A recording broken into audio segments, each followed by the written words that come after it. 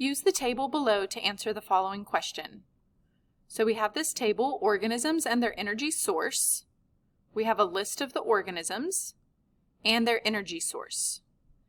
In which trophic pyramid are the organisms correctly displayed? So before we start figuring out this table, I added this image over here to help us. So remember, when we have an energy pyramid, the bottom of the pyramid are always the producers. They're going to have the most energy, so we put them at the bottom where the biggest part of the pyramid is. Remember, these are going to be plants or autotrophs that make their own food, so they get 100% of the energy. When we move up this energy pyramid, the primary consumers will come next. They eat the producers. And then we have our secondary consumers and then our tertiary consumers. And as we move up this energy pyramid, remember, they're getting less and less energy, only 10% each time. So 100%, 10%, 1%, 0.1%. So let's go ahead and look at the table and start figuring out what it's telling us. So the first organism that we have is a fungus, and it tells us that the fungus breaks down dead organisms. So as soon as we see that, we should immediately think of decomposers.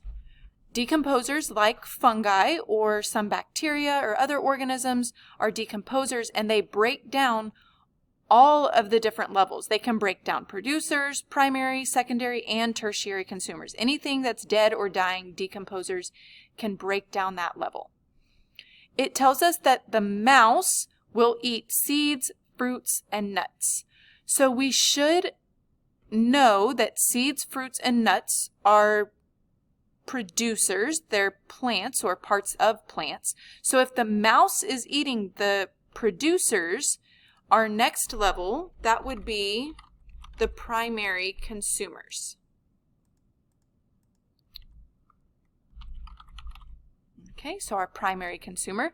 The oak tree, it says conducts photosynthesis. Remember, a tree is going to be a producer. Photosynthesis, that's the process that plants and some other organisms go through to make their own food.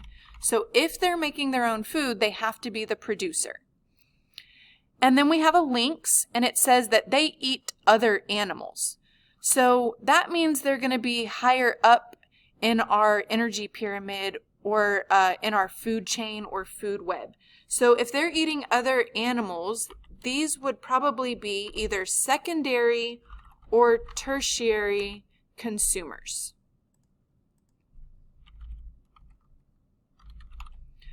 So now that we've kind of labeled everything, we know what everything is in this table, and we know what we should have with an energy pyramid, go ahead and use this information and figure out which answer choice best matches each organism with their trophic level.